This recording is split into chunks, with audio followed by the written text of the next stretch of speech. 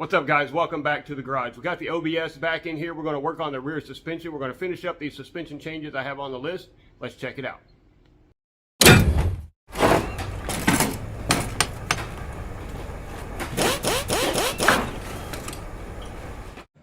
And then the other half is going to be this guy here. This is a Airlift air suspension control kit.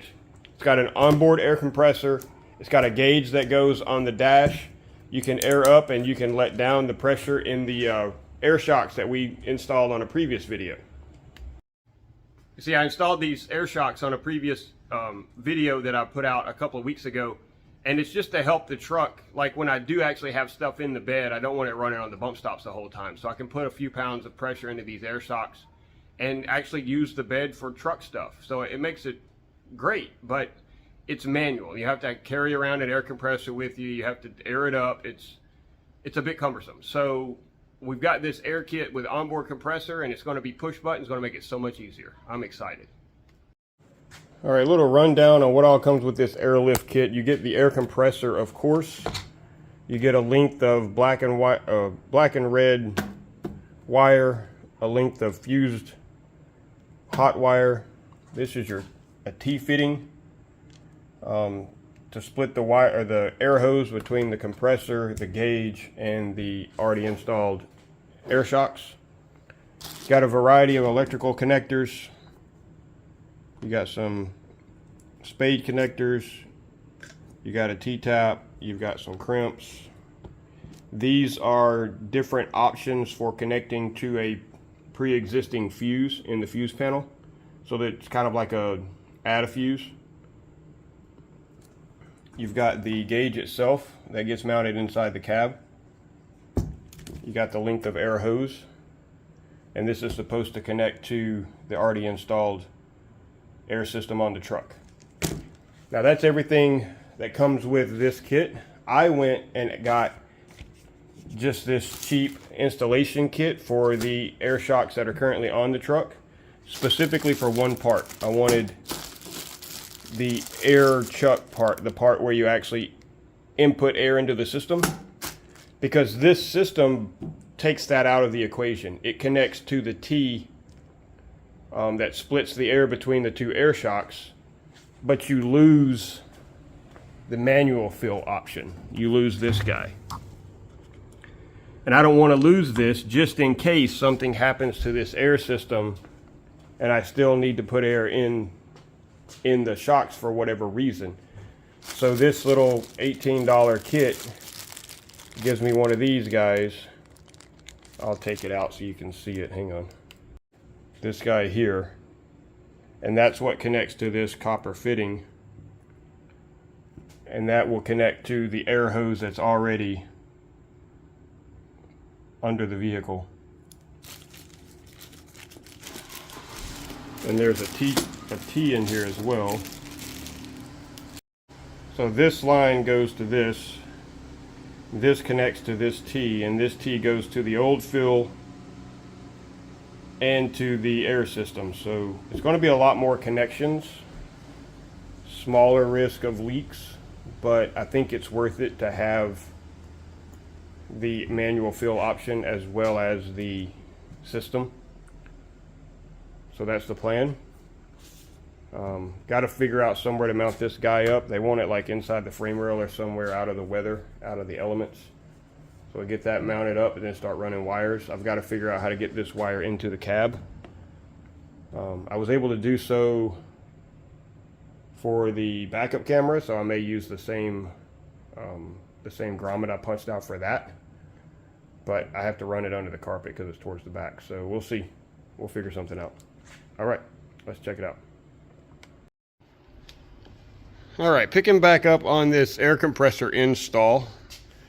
Trying to brainstorm and figure out where to put this gauge.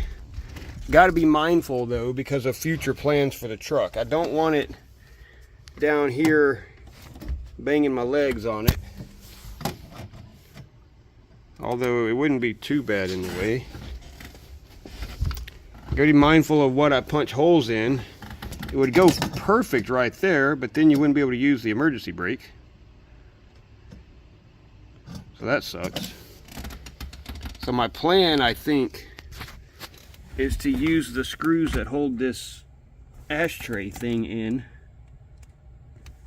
and use one side in the hole that's already there and re-drill the other side to fit these bolts. So I don't have to punch any new holes in the truck, and it's far enough over to be out of the way because I plan on replacing this center console with one of the ones that goes all the way up and has the sub in the back. So I can't put it here in the middle because then the console would hit it. So it's got to be over this way. And there I can still use the cigarette lighter or the ashtray thing because that's where my USBs are for my radio. So I think under there is going to work. And then next is going to be mounting the actual compressor. It's not that big, but the hose that comes with it is not very rigid, so you got to be careful. I wanted to put it inside, like maybe behind the seat or something, but getting that hose down and having to drill through the floorboard, not kosher. I will have to figure out how to get the hose up to the dash though, because I think I'm going to put it on the inside of the frame rail right here. It's going to be close to the exhaust, but I think it'll be far enough away that it won't bake. And that exhaust will be moving eventually anyway. It'll just be a single pipe and the muffler will be further back. So I'm going to try that, see how that looks. I may have to put it inside the cab. I don't know why you can't put it inside the engine or in the engine bay. They say to keep it away from the elements, but they also say to keep it away from heat. So I guess the engine bay is too warm. So I'm just going to keep brainstorming and try to figure it out. On their instructions, it says for this model truck, in the frame rail there is probably your best bet. I wanted to put it on the driver's side to make the hoses and piping and electrical and everything a lot shorter, but the fuel lines are in the way, the brake lines are in the way, and the emergency brake cable is in the way. So I can't put it on the driver's side. So, all right, I'll figure it out. All right, 3 3/8 is our measurement for the bolts on the ashtray door. So that's from here to this little line here. It's kind of hard to see.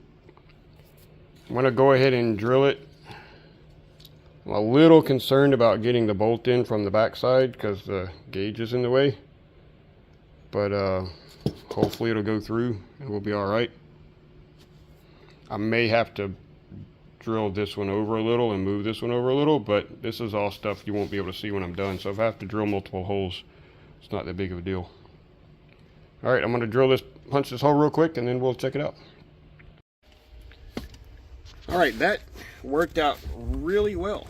I did have to source some new screws because the original ones weren't long enough, but I never throw anything away, including random screws, so I had some in a box. So that works. It's rigid, it's solid. This still works. I like it. I'm probably going to have to take it back off to hook everything up, but at least I know where it's going in the final. So one step down. All right, next I'm going to work on getting the wiring to that panel and to where the pump's going to go completed. So you go from your fuse box with this fused wire they supply, and that goes straight to the switch on the panel, and then the out of that switch is the rest of this hot wire that connects to the pump, and the pump already has a connector on it. So that's pretty straightforward. There's some terminals on the back of the gauge. I'm assuming it's like a backlight, but I don't know. I'm wondering if I can run one from this output of this switch back to that, so when I push the button the gauge lights up. I'd have to ground it, but I'm wondering if that'll work. Oh no. We'll figure it out. Alright, so we got the wire run into the fuse panel here, and I had this add a fuse that I used when I installed the driver's seat that's power. So I jumped it off of that because that's an unused, it's the circuit for four-wheel drive, and this is not a four-wheel drive truck, so that circuit is unused by anything else, so it's not going to be overloaded by something else, the radio or whatever. So I got it connected there. You can't really see it because it's way up in there, but it is connected. Run down to here. So I'm going to wire this over there to where it's supposed to go on the cigarette ashtray. Cut it off, put the terminal on it, and we'll be able to get the gauge remounted. That is a light on the back of the gauge, so I'm going to try to make that work when I push the button. I need to see about grounding it somewhere, but other than that, it should be pretty straightforward. Alright, so here's my take on this. I had two options. I could put the jumper wire on the inbound side to where the gauge is illuminated anytime the key is on, or I could put it on the outbound side to where it illuminates when I push the button. I decided to go with the inbound side because I want to be able to easily just look and make sure I have proper pressure as I'm driving around town, just in case there's a leak or something like that. So I went on the inbound side. It's kind of twisted up there so you can't see. But the inbound wire comes in to the top of the switch and then jumps over to the gauge, and then the outbound wire is the bottom switch going to this spool. So we're going to start wiring that and feeding it all the way through the dash to that side of the truck. And then we've got to figure out how to get it out of the cab and do the same with the air hose. And we've also got to run some type of a ground from the other spade on the gauge right there. And we got to ground that so that the light turns on. But we're making progress. So far, so good. Alright, so the truck exploded. Yeah, no, I just dismantled some things to make it easier to run this wire. So it's got to come from down there where that panel is going to be up through the dash. So I went ahead and pulled the head unit and the liner for the glove box here. And then we're going to run down the A-pillar here underneath the trim along the bottom, and I think what I'm going to do is just drill a hole right here in this slanted part, and I've got some rubber grommets I can put in there, and then just punch the hose and the wire out through there, because the pump's going to be on the frame rail right here, so it'll be pretty close. You just have to hop it over and plug it in. So I think that's what I'm going to do. So I'm going to take my time and pull this wire and this hose, because if you knock anything loose in there, then stuff doesn't work anymore. So you got to be careful. All right, I'm gonna get started. Making good progress here. We got the hot wire ran all the way down. Got the hole drilled for the grommet. This is the biggest drill bit I could find. That guy there. Got the hose, the air hose run back the other way. So I'm going to start snaking it back up through the dash to over there. That'll be a little more difficult, I think, because this is not very, it's pretty rigid. I don't want it to kink. So we'll see how that goes. And then once we get that run, get everything snugged up, then we can start putting the trim pieces back together and unexplode the truck. And then we'll mount the pump. It comes with 4 self-tappers. Run the wires, connect the air hose. We'll be done. Getting closer. Getting closer. Alright guys, we're making good progress. I got the air hose ran over here. I got everything connected. I got the gauge mounted up. And let me tell you, I love it when things just fall together in an elegant way. There's a screw right there that's a ground. So I just had a little bitty tiny ground wire right to that screw. And now the gauge lights up when you turn on the key. I love it. I love it. All right, so I'm going to finish up this side. Everything there should be done. I need to button up a couple of items over here, and then I can start putting that side back together, and then we'll work under the truck. I want to put everything back together so it's not so overwhelming when I'm done. So I'm going to work on that for now, give myself a break, and then we'll do the compressor. All right, we got the cab buttoned back up, got the wires run under the trim, got the seat belt reinstalled. Everything over here is good. I've been working on underneath, and I think I've got it done. I'm gonna grab a light so you guys can see, and then we'll go check out what I've done underneath, and then we can knock this one off the list. It was never on the list, but we can knock it off anyway. All right, so I got the compressor mounted to the frame rail here. I was only able to get 2 of the big bolts in it, but I think that's plenty. I had to get creative with some extensions to get that one there. But I also run the ground to one of those bolts, so I don't have to run a separate ground. And I connected the hot wire to the one we ran. And all of the electrical is done. And then it's back here to the air side. So this kit is designed to connect to the original feed line of the kit, but I wanted to keep that as a manual feed. So I teed into the system on this side. You can see the T tucked in up there. So I teed into the hose that's going to this shock to feed this system. And then coming out from that, it goes to another of the standard fillers, and then the line for this kit connects to that. And you've got this kit's T-fitting there.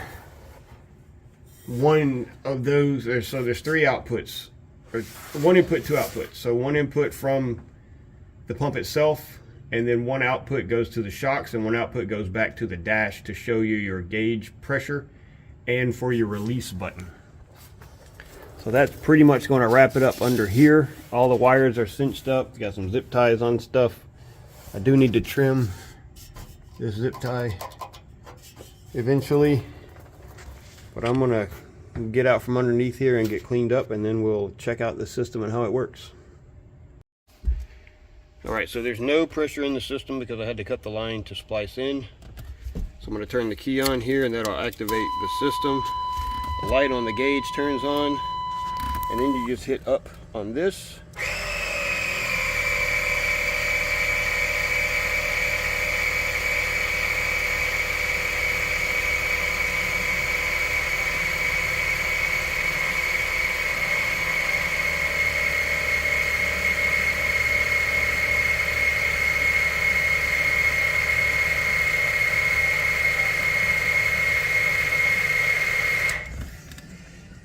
Pretty straightforward. Up to 40 psi that quick. And then to go back down, because I like to run it at the minimum pressure so I get a smoother ride. So you hit this bleed button until you're back down to your 20, 25 pounds, wherever you want to run it at. The minimum suggested is 20 psi, so we'll leave it a little over 20. Yeah, everything's working great. I am super excited about having that one done. I was a bit, it was a bit daunting, you know, with all the wires and air hoses and everything, but it ended up being easier than I thought it would be. So I'm glad it's done. All right, guys, that's going to finish this one up. That was a pretty big project that I'm glad to get off the list. I appreciate you guys hanging out with me out here in the garage, helping me out. It went a lot smoother than I thought it would be. I'm happy with it. I'm very happy with it. If you like this content, guys, please be sure to subscribe to the channel. I've got some more stuff coming up. This is going to finish up the suspension changes on the truck. Next is going to be either the interior sound system or we're going to start on the motor.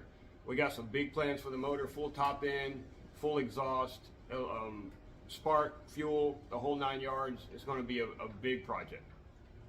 It's also starting to warm up here in Texas, so we've got some work we need to do on the old vet.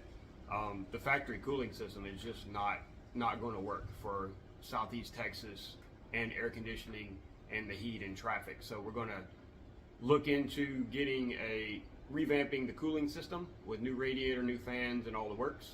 So that's going to be a project that's coming up, so be sure to stay tuned for that. I'm going to finish it off here. You guys have a good one and rock on.